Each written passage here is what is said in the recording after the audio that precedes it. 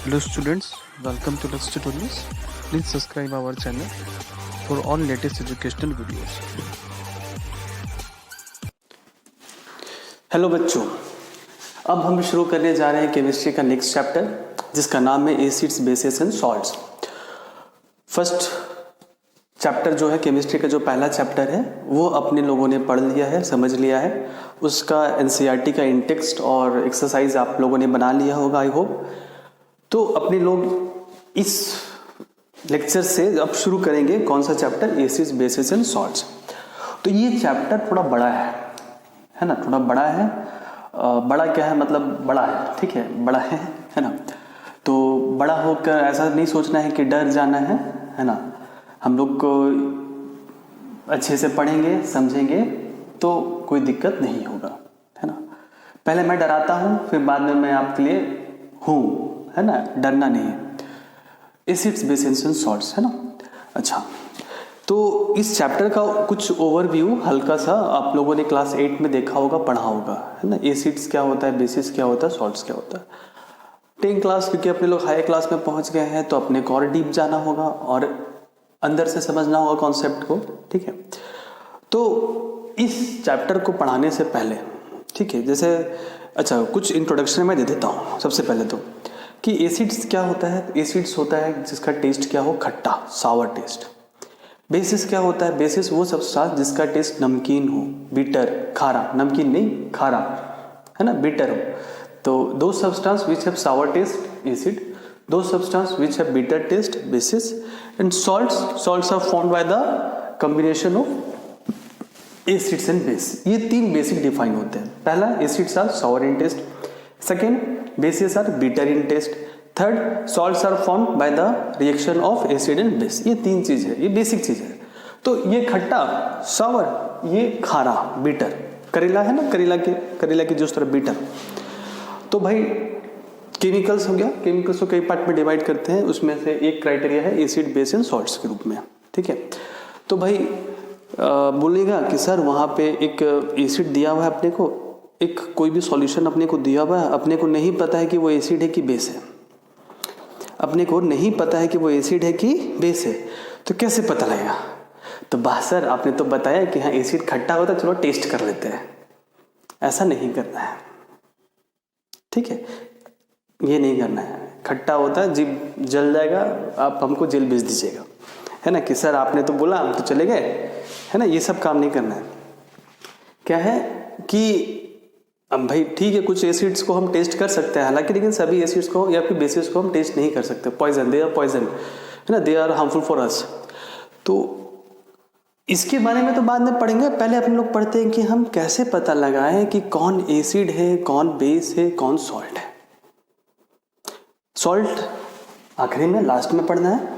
पहले इन दोनों के बारे में पता लगे कि भाई हमको कैसे पता चलेगा। मान लीजिए एक सॉल्यूशन ला करके हमको दे दिया गया, अपने को कैसे पता लगेगा कि कौन एसिड है कौन बेस है, या फिर वो एसिड है कि कुछ भी, समझ में आया ना। तो उसके लिए अपने लोग यूज करते हैं क्या, indicators.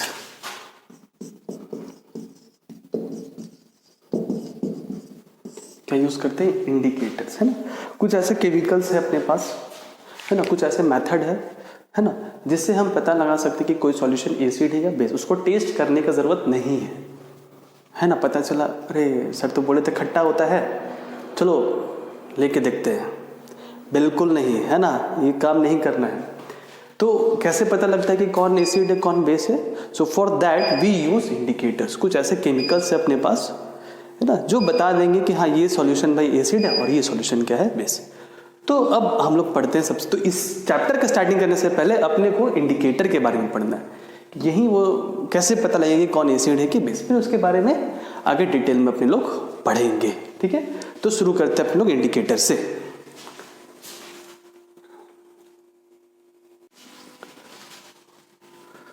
So now we will discuss about indicator, ठीक है। इंडिकेटर के बारे में बता दिया क्या होता है, तो उसका डिफाइन है an indicator is a dye that changes color when it is put into an acid or a base।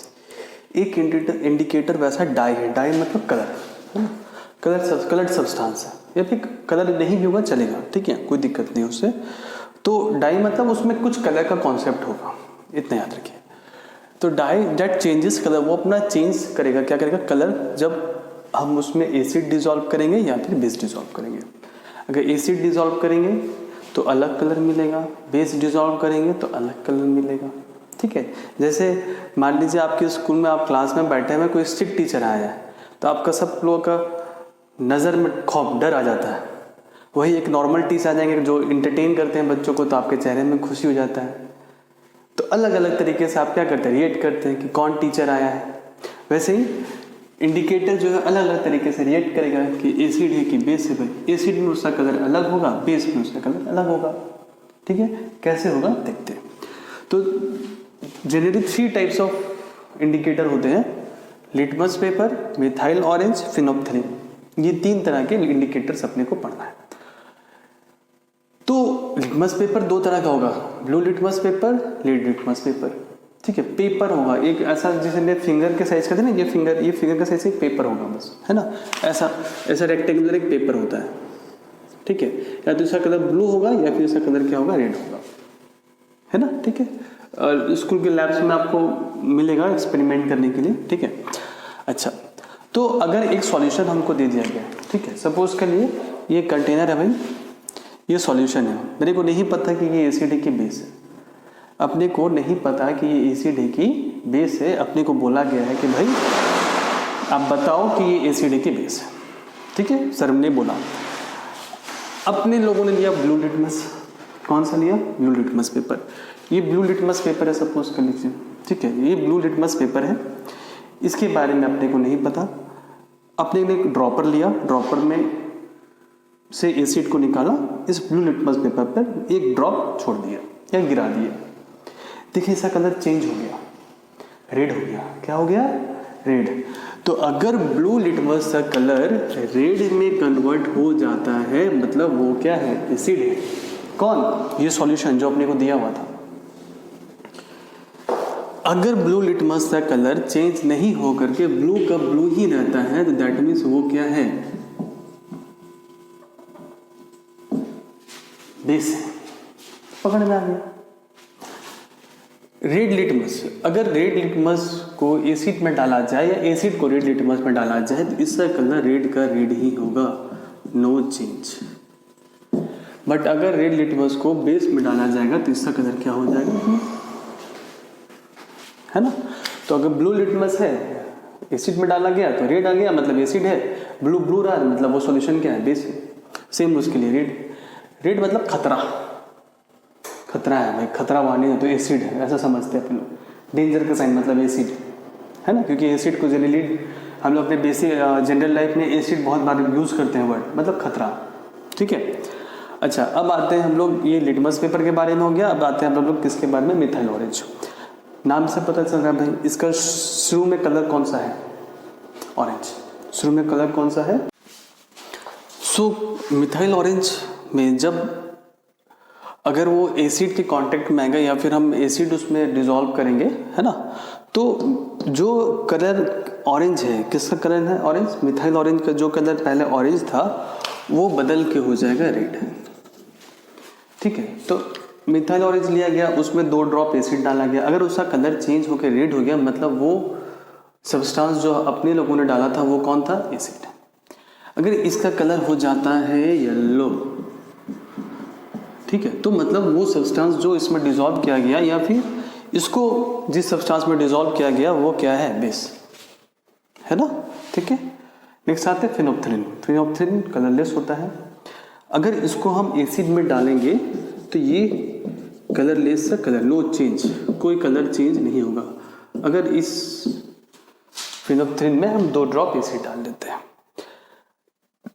इसका कलर चेंज हो जाएगा। चेंज होके अगर हो जाता है पिंक, तो अपने को समझ जाना है जो सॉल्यूशन है वो कौन है, बेस। ठीक है, तो ये 3 बेसिक इंडिकेटर्स अपने को पढ़ना है। तीनों के बारे में एग्जाम में आता है, पूछा जाता है। Litmus paper, methyl orange, phenolphthalein, ये टेबुलर फॉर्म में बता दिया गया है ताकि आपको याद करने में क्या हो, इजी हो।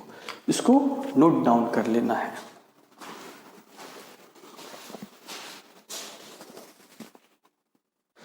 अब अपने लोग देखते हैं कुछ नेचुरल इंडिकेटर्स के बारे में। नेचुरल मतलब जो अपने को नेचर से मिलता है, ठीक है। तो पहले 3 इंडिकेटर्स के बारे में पढ़ा, लिटमस, मेथाइल ऑरेंज और फिनोप्थलीन। अब नेचुरल इंडिकेटर्स, ठीक है। तो नेचुरल इंडिकेटर्स में लिटमस भी आता है, जो अपने लोग पढ़ चुके हैं, उसको देख चुके हैं, समझ चुके हैं। और आता है टर्मेरिक और एक आता है रेड कैबेज, है ना। ये 3 आपका नेचुरल इंडिकेटर्स होते हैं। तो लिटमस जो होता है ना, वो स्टार्टिंग में पर्पल कलर का होता है। लिटमस जो होता है वो कौन सा कलर का होता है? पर्पल कलर का। उसको हम लोग अपने कन्वीनियंस के हिसाब से उसको हम लोग रेड लिटमस पेपर और ब्लू लिटमस पेपर में कन्वर्ट करते हैं। बट उसका इनिशियल कौन सा कलर उसका होगा? Purple colour. लिटमस पेपर कौन से प्लांट से मिलता है? लीचेन एक प्लांट होता है, वहां से अपने को लिटमस पेपर मिलता है। लिखे इसलिए क्योंकि इंपॉर्टेंट है। जो बोर्ड में लिखा जा रहा है सब चीज पढ़ना है, A to Z, कहीं कुछ नहीं छोड़ना है। बच्चे कई बार मुझसे अक्सर पूछते हैं, सर क्या क्या पढ़े बता दीजिए ना। इंपॉर्टेंट सारा book, whole book, everything is important, ठीक है। तो कभी भी ये सवाल पूछना सही नहीं है, पाप है ना। अच्छा, सो लिटमस सॉल्यूशन कलर पर्पल होगा, कहाँ से मिलेगा? लीचेन प्लांट से। तो अपने लोग देखिए, अगर एसिड में एसिड सॉल्यूशन होगा तो इसका कलर चेंज होकर क्या हो जाएगा? रेड। अगर बेस सॉल्यूशन होगा तो इसका कलर चेंज हो जाएगा, क्या हो जाएगा? ब्लू हो जाएगा। टर्मेरिक येलो कलर, हल्दी है ना, येलो कलर का होता है भाई, ठीक है। अगर एसिड मीडियम मिलेगा उसको तो उसका कलर येलो का येलो ही रहेगा। अगर उसको बेस मीडियम मिलेगा तो रेड, ब्राउन या रेडिश कलर भी हो सकता है, ठीक है। Red cabbage extract, red colour cabbage, पत्ता गोभी जिसको बोलते हैं अपने लोग, है ना, ठीक है। तो वो रेड पत्ता गोभी जो रेड कलर का होगा उसका जूस निकालेंगे तो रेड कैबेज एक्सट्रैक्ट हो गया भाई। एसिड मीडियम में उसका कलर रेड का रेड ही रहेगा, बेस मीडियम में उसका कलर क्या हो जाएगा? ग्रीन। तो ये नेचुरल इंडिकेटर हो गया भाई अपने पास, है ना, ठीक है। अच्छा, टर्मरिक का एक कॉन्सेप्ट है, जैसे आप अगर दूध, मिल्क है ना, मिल्क का प्योरिटी चेक करने के लिए अपने लोग टर्मरिक यूज कर सकते हैं। कैसे यूज कर सकते हैं भाई? मिल्क में डाल दीजिए, क्या डाल दीजिए? हल्दी, टर्मरिक, ठीक है। अगर वो येलो का येलो रहा तो मतलब कोई दिक्कत नहीं है। अगर उसका कलर चेंज हो गया, हटाओ उसको। टर्मरिक का एक कॉन्सेप्ट है, यहाँ पे हम लोग उसके बारे में बात कर सकते हैं। जैसे हमारे जब हम लोग खाना खाते हैं तो सब्जी हो गया तो भाई हल्दी डाला हुआ रहता है। अपने इंडियन कल्चर में तो हल्दी बहुत इम्पॉर्टेंट, महत्वपूर्ण रोल अदा करता है हमारे खाने में और किचन में, ठीक है। तो खाना खाया, हल्दी गिर गया शर्ट पे, ठीक है। तो उसको अगर हम उसके ऊपर हम साबुन, सोप रगड़ दें तो उसका कलर येलो से चेंज हो जाएगा रेड ब्राउन, ठीक है ना। क्यों? क्योंकि जो सोप होता है वो क्या होता है? बेस। सोप जो होता है वो क्या होता है? बेस। टर्मरिक उसको मिला तो उसका कलर चेंज हो जाएगा, क्या हो जाएगा? रेड ब्राउन हो जाएगा। तो ये आप घर में कर सकते हैं एक्सपेरिमेंट, ठीक है। टर्मरिक ले लीजिए, ठीक है। उसमें थोड़ा सा मतलब क्या बोलते हैं, साबुन का जो सोप सॉल्यूशन, साबुन का जो पानी, उसको डाल के देखिए आपको क्या नज़र आता है ना। और कमेंट बॉक्स में लिखिए कि हाँ कलर चेंज हो रहा है कि नहीं हो रहा है ना। ऐसा नहीं कि सर कलर चेंज नहीं हुआ तो थोड़ा सा और सोप सॉल्यूशन डालिएगा, है ना, अगर कम में नहीं हो पा रहा है तो, ठीक है। रेड कैबेज, एसिड में रेड मीडियम, रेड का रेड कलर रहेगा, बेस में हो जाएगा ग्रीन, ठीक है। ये टर्मरिक वाला करिए घर में, करके बताइएगा ना, कमेंट बॉक्स में लिखिए कलर चेंज हो रहा है कि नहीं हो रहा है, ठीक है। तो ये हो गया नेचुरल इंडिकेटर्स। एक और तरह का इंडिकेटर होता है that is called all factor indicator, उसके बारे में हम लोग देखते हैं।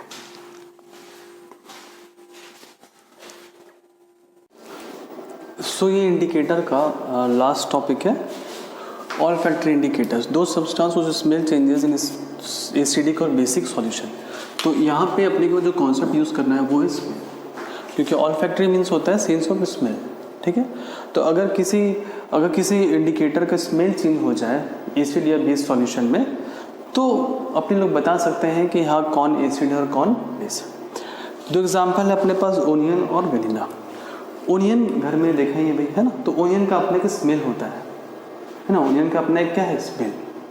तो अगर अपने को एक सॉल्यूशन दिया हुआ है जिसमें अगर हम ओनियन एक्सट्रैक्ट को डाल दें या फिर ओनियन एक्सट्रैक्ट में उस सॉल्यूशन को डाल दें, अगर स्मेल कैन बी डिटेक्टेड, मतलब ओनियन का स्मेल अभी भी परसिस्ट कर रहा है, अपने को डिटेक्ट कर पा रहे हैं, हम स्मेल ले पा रहे हैं, किसका? ओनियन का, मतलब वो सॉल्यूशन क्या है? Acidic, acid. अगर ओनियन का स्मेल डिटेक्ट नहीं हो रहा है, नहीं आ रहा, स्मेल गायब हो गया, दैट मीन्स वो सॉल्यूशन क्या था, बेस। ठीक है, कैसे भाई? आप लीजिए ओनियन का एक्सट्रैक्ट ले लीजिए, ठीक है, डाल दिया गया इस कंटेनर में ओनियन का सॉल्यूशन या ओनियन का जूस बोल सकते हैं उसको, है ना, एक्सट्रैक्ट। 5 ड्रॉप डाल दिया गया एसिड, अभी भी ओनियन का स्मेल आ रहा है, मतलब वो एसिड है। 4-5 ड्रॉप एक सॉल्यूशन डाला, स्मेल गायब हो गया, मतलब वो क्या है, बेस। सेम केस वेनिला के लिए भी होता है। वेनिला आइसक्रीम खाए होंगे, है ना, वेनिला केक में यूज होता है, वेनिला बहुत लोगों का फेवरेट है भाई, है ना, ठीक है।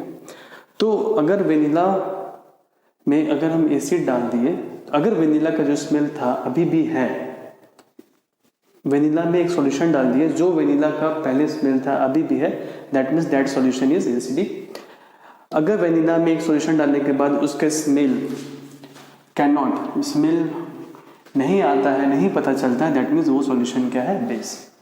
तो ये 3 तरह के इंडिकेटर्स अपने लोग पढ़े, 3 टाइप्स ऑफ पढ़े, उसमें भी कई था। पहला तो लिटमस पेपर, उसमें था आपका मिथाइल ऑरेंज फिनोक्थिलीन, फिर नेचुरल इंडिकेटर्स में पढ़ा गया लिटमस पेपर, फिर से आया उसमें, फिर आपका आया, उसके बाद क्या आया भाई, टर्मेरिक आया, उसके बाद क्या आया, रेड कैबेज आया, फिर ऑल्फैक्टरी इंडिकेटर्स में ओनियन और वेनिला आया।